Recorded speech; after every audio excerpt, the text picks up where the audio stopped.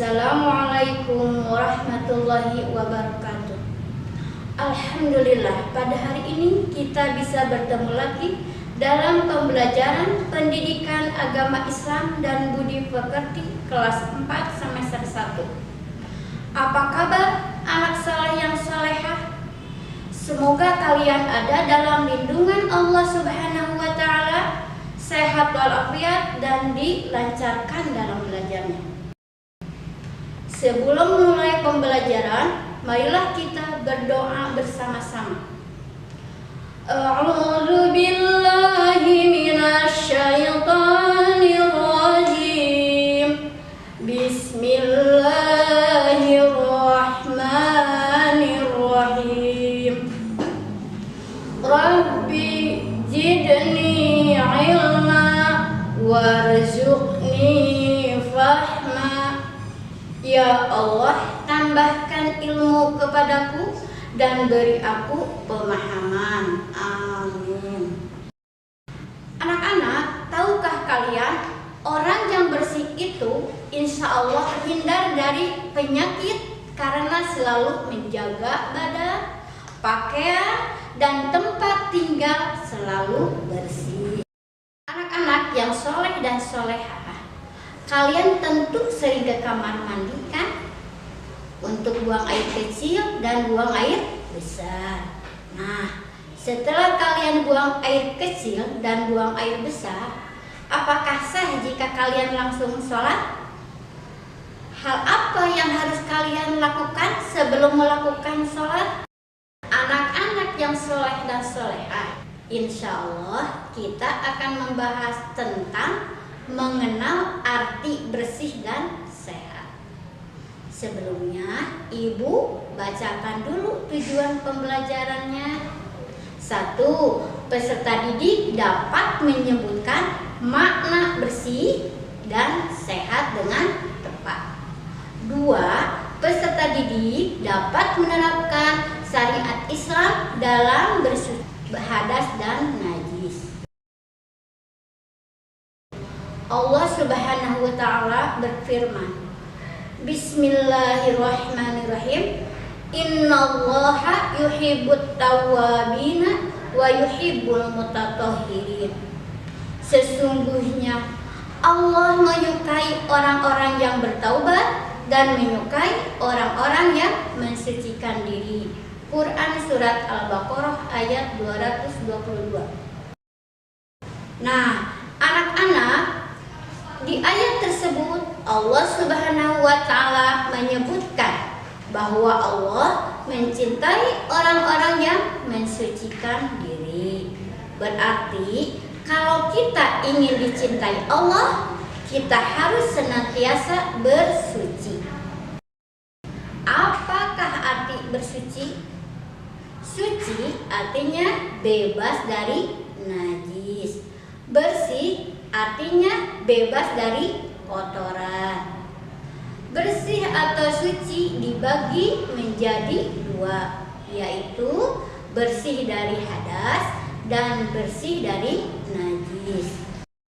Hadas artinya keadaan badan kita tidak suci sehingga tidak boleh melakukan sholat. Hadas ada dua, yaitu hadas kecil dan hadas besar. Hadas kecil adalah perkara yang mewajibkan kita berwudu. Contohnya buang air kecil, buang air besar, dan yang lainnya. Hadas besar adalah perkara yang mewajibkan kita mandi wajib atau mandi besar. Contohnya mimpi basah bagi laki-laki, haid bagi perempuan, dan yang lainnya. Mandi besar atau mandi wajib adalah mandi atau menuangkan air ke seluruh badan dengan tata cara tertentu untuk menghilangkan hadas besar. Najis adalah yang menjadikan terhalangnya seseorang untuk beribadah kepada Allah Subhanahu wa Ta'ala, seperti terkena jilatan darah, kotoran atau tinja, dan air seni atau air urin. Najis pasti kotor. Kotor belum tentu najis. Misalnya kena tinta, cat, dan ludah. Nah, sekarang kita akan membahas tentang pembagian najis dan cara membersihkannya. 1. Najis mukhaffafah. Najis yang masih tergolong ringan kelasnya. Contoh, najis mukhaffafah ialah air kencing seorang bayi laki-laki yang belum berumur 2 tahun dan belum pernah makan sesuatu kecuali air susu ibunya. Cara membersihkannya cukup dibersihkan dengan mengalirkan kepada benda yang terkena najis. 2. Najis mutawasito. Najis yang tergolong ke dalam kelas sedang. Najis mutawasito ialah segala sesuatu yang keluar dari kubul dan dubur. Contoh najis mutawasito seperti air kencing, kotoran manusia, semua jenis bangkai kecuali bangkai manusia, ikan, dan belalang.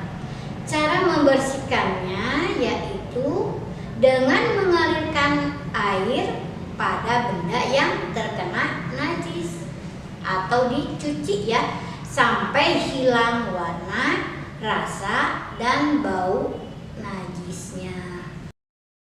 3. Najis mughalladah. Najis terakhir yang masuk ke dalam golongan najis berat. Contoh najis mughalladah ini antara lain najis anjing dan babi serta keturunannya. Cara mensucikannya dengan cara membasuh benda yang terkena najis dengan air yang suci dan mensucikan sebanyak 7 kali, salah satunya dengan tanah. Anak-anak yang soleh dan solehah, jika akan sholat, badan, pakaian, dan tempat harus bersih dari kotoran dan najis. Bersih badan, pakaian, dan tempat tidak hanya ketika melaksanakan sholat. Di luar sholat pun badan kita harus tetap bersih.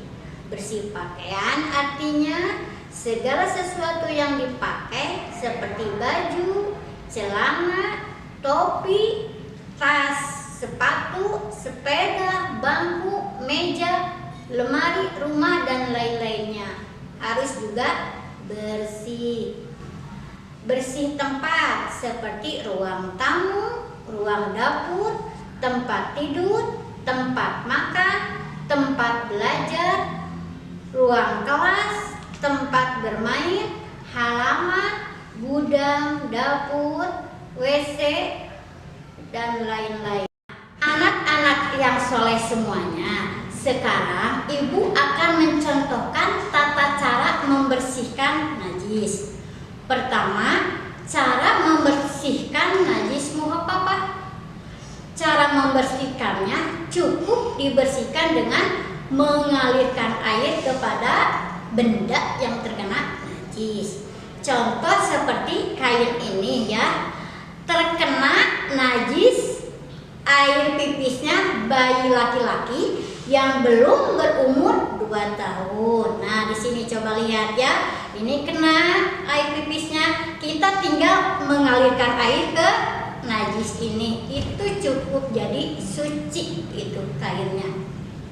Kedua, cara membersihkan najis mutawasito. Cara membersihkannya yaitu dengan mengalirkan air pada benda yang terkena najis sampai hilang warna, rasa, dan bau najisnya. Contoh, kalau kain ini kena kotoran,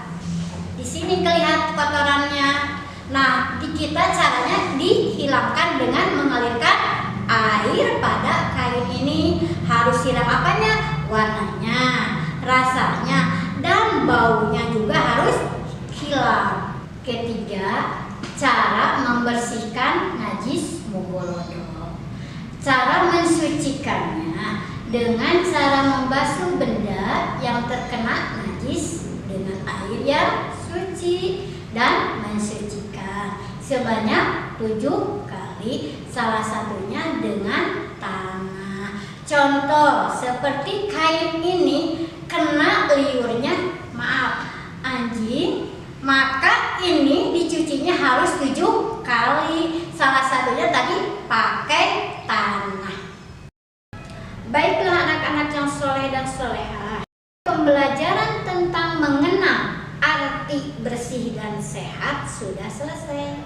Semoga dengan kalian menyimak video pembelajaran ini, kalian bisa memahami tata cara bersuci dari hadas kecil dan dari hadas besar, serta mampu mempraktekannya sesuai ketentuan syariat Islam.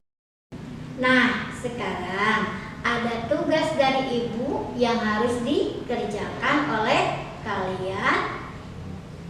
Isilah soal-soal tersebut dengan benar.